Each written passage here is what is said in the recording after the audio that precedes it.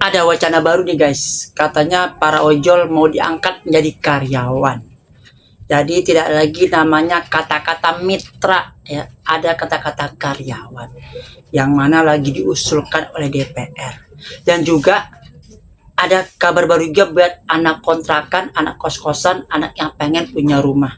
Setelah dari tahun dulu di zamannya Nadiem ada program swadaya ojol punya rumah, sekarang ada lagi program ojol punya rumah lagi. Pastinya SKB ya, syarat ketentuan berlaku. Bagaimana ada yang berminat untuk menjadi karyawan ojol dan punya rumah dari hasil kerja ojol? Yuk kita simak.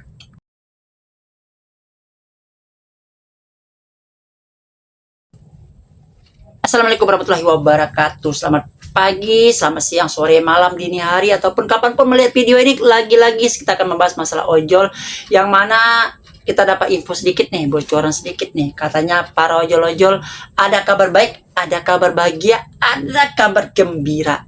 Katanya ya, rumornya ya begitulah kira-kira. Para ojol-ojol akan berganti status atau naik level dari mitra menjadi karyawan. Seperti para ojol-ojol dan taksi-taksi online atau taksol-taksol di luar negeri.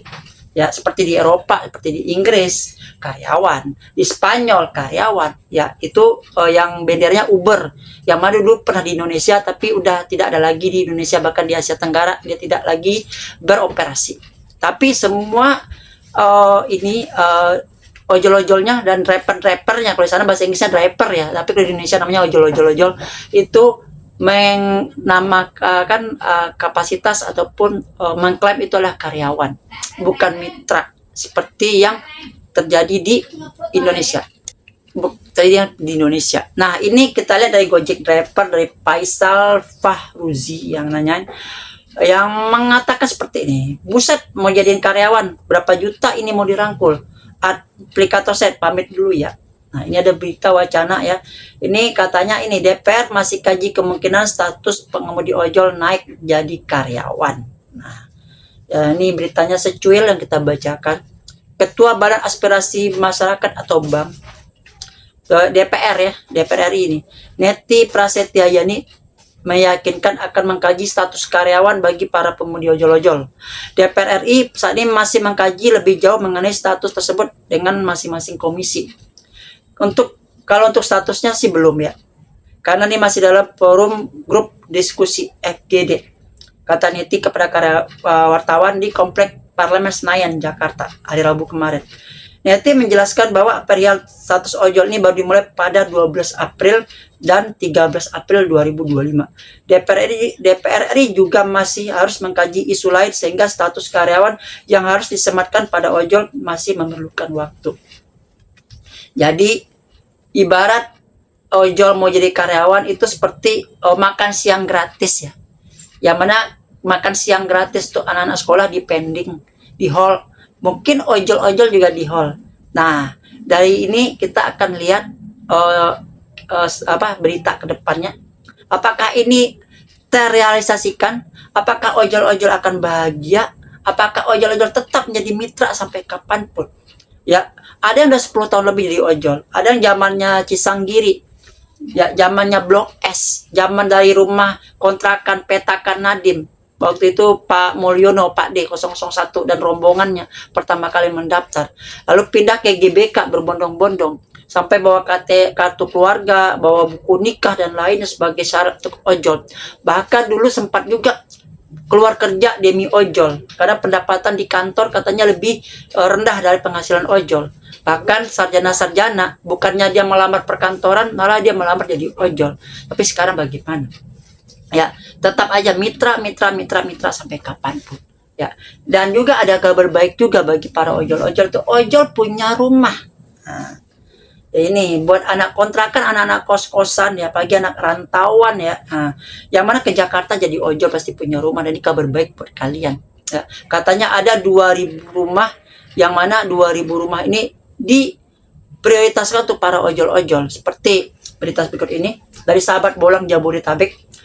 Kerja mulu kayak kagak namanya. Jack, ada-ada aja ide lu buat kerok untung. sebanyak-banyaknya, nawarin rumah segala. Ongkos lu tuh naikin, baru tawarin. BTW ongkos kan makin murah. Ya kalau nyicil tuh rumah berapa kali reinkarnasi ya. Ya seperti ini kita lihat ya, dia dapat gosen dengan 3 kali antar, total pendapatannya itu 7.000. 3 kali tempat. Nih kita lihat ya. Nih dari Kelapa Cengkir tuh, Kelapa Gading. Jadi permainan sekitarnya Kelapa Gading aja. Dengan 3 titik yang berbeda.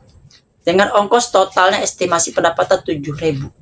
Karena kita tahu ya, setiap pendapatan seperti ini pasti estimasi total pendapatan ada 30.000, ada yang 50.000, ada yang di atas 100. Tapi ini kadang mungkin mengantar dekat-dekat nih, jaraknya 2 kilo, 1 kilo. Di totalin itu totalnya 7.049. Kalau ini rata-rata, berarti si ojolnya misalnya nih dipotong 50.000 sehari, dia harus nyari 8 tarikan untuk bayar cicilan rumah sehari.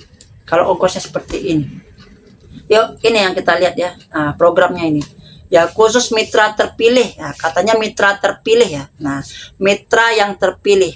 Ya di Kabupaten Bekasi rumah seharga 181 juta dan di Kerawang 162 juta.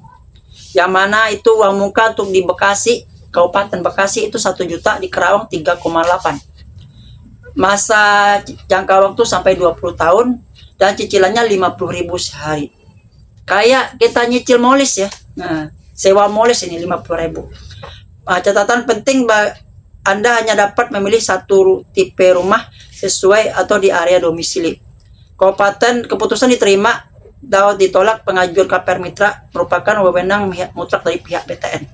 Cicilan harian akan dipotong otomatis dari biaya saldo GoPay. Kesempatan terbatas, segera mendaftar sampai tanggal 16 Mei 2025. Nah, katanya begitu. Jadi ini hanya untuk mitra yang terpilih, untuk ojol-ojol yang terpilih. Apakah ojol yang terpilih itu oleh ojol-ojol yang sering datang ke acara, yang kemarin waktu bulan puasa, buka puasa diundang semuanya, ataupun ojol-ojol yang ada kuis atau apa, orang itu aja, atau gimana kita nggak tahu. Karena dengar-dengar kata ojol udah terkotak-kotak, ya kan? Jadi apakah dari semua ratusan ribu atau jutaan ojol Jakarta ini bisa mengambil kesempatan ini? Nah, kita nggak tahu. Apakah ini hanya untuk ojol-ojol terpilih itu bagaimana, kriterianya bagaimana, kita nggak tahu. Sedangkan kita ini, ya, karena kita yang mitra-mitra ini pernah pengajuan untuk BKPR atau apa, tapi pihak bank selalu melacak kita di media sosial, terutama bagi yang kreator yang sering bikin konten ojol, walaupun dia kerja, banyak yang kena tolak, ya, banyak yang kena tolak dari KPR bank gara-gara dia memakai jaket ojol dan juga dia bikin konten ojol. Jadi analis bank mengira dia tuh kerjanya cuma ojol, bahkan banyak yang kerjanya itu hanya sampingan untuk ojolnya. Tapi karena dia ingin menciptakan tutorial dan sharing buat teman-teman ojol yang lain, dia bikin konten tentang ojol. Tapi begitu dia ngambil KPR rumah ditolak sama analis bank. Dan itu kisah nyata. Salah satu yang mengalami itu adalah gua pernah ditolak bank di Cilengsi. Sampai rumahnya gua lelang dan gua rugi 5,5 juta di tahun 2019. Karena apa? Karena konten ojol ini gua gagal untuk membuat hunian dan rencananya buat studio kala itu. Nah, ini kalau sekarang ini ya, apabila dibikin lagi seperti ini, seperti tahun 2015, apakah terrealisasikan? Pertama. Yang kedua, gue pernah juga bicara seperti kayak marketing perumahan yang subsidi seperti di Cilengsi. Marketing itu pernah bilang, pernah ojol ditawarin rumah di sana tapi tidak ditempatin, atau tidak dihuni, atau tidak dibayar. Karena alasannya satu, jauh dari tempat tongkrongan dia ngambil orderan. Karena dia harus berangkat pagi-pagi buta ke tempat titik biasanya orderan rame. Ya, ngambilnya waktu itu Cilengsi. Nah, sekarang ngambil di Bekasi, di kabupaten, mungkin di arah-arah ke Cibitung ke sananya lah gitu. Nah, pertanyaan kita, apakah para ojol-ojol ini tetap mengambil rumah atau tidak ngontrak lagi di Jakarta? Atau mungkin hanya untuk ngambil doang tapi nggak dibayar kan? Atau bagaimana? Karena itu cerita dari marketing dulu sebelumnya. Sebab itu gue cerita sama marketing perumahan. Dulu juga gue punya teman rajin narik, ya sekarang udah nggak narik, dia sekarang dia beralih jadi badut sulap. Dia itu rajin narik, pendapatan sehari itu 400.000, 500.000 nggak putus, dan lolos mendapat rumah di Rajek Tangerang. Waktu itu ada program swadaya ojol mengambil rumah dimanapun. Dia dapat di situ, tapi apa yang terjadi? Hanya waktu 2 bulan setelah deal, setelah akad, rumah dilepas sama dia. Kenapa? jauh tempat buat narik. Sedangkan nih orang teman gue ini tinggal di Kalideres. Dia biasa ngambil penumpang di Kalideres. Sedangkan rumahnya di Rajek. Nah itu yang kita pikir ke depannya. Apakah para ojol-ojol ini ngambil perumahan di sana? Apakah dia pemikirannya dia bisa mencari tempat orderan yang ramai? Apakah dia harus pagi-pagi buta jalan? Karena dia harus pikirkan 50.000 sehari yang harus dipotong setiap pendapatan. Sedangkan orderan makin lama makin turun, harga makin turun, sistem slot dan lainnya. Mencari 200.000 aja sekarang mungkin anak-anak ojol udah pada nyerah. 100.000, 200.000 itu udah bersyukur ya. Ya untuk Jakarta mungkin bisa lah ada yang 300, 400 ya. Tapi untuk yang di luar gimana? Nah, ataupun yang makin bagus akunnya ya bagus. Tapi kalau main hancur ya hancur seperti itu kan. Nah jadi sekarang gimana? Apakah ojol punya rumah ini bisa untuk semua ojol-ojol atau untuk ojol-ojol yang terpilih saja?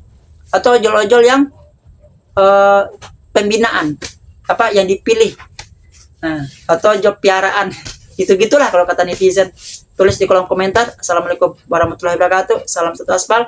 Adios amigos and ciao.